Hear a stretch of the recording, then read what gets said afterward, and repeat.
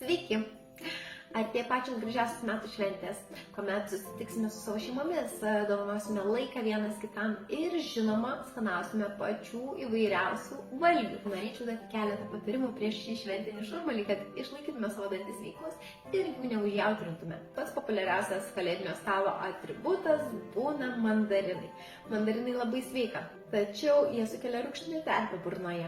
Taip pat vartosime ir daug įvairiausių gėrimų, tokių kaip vaisvandeniai, sultys, vynas. Ir labai svarbu akcentuoti, kad suvartoję rūgštinių produktų nepultume iš karto valyti dantų, kol rūgštinė terpė yra išminkštinusi mūsų emalį, kad mes jo nepažeistume ir neužjautrintume dantukų. Bent valandą laiko dantų nevalykime. Ir galim praskalauti vandeniu arba suvartoti gabalėlį sūrio ar kito pieniško produkto tam, kad neutralizuotume rūgštinį pH susidariusi burnoje.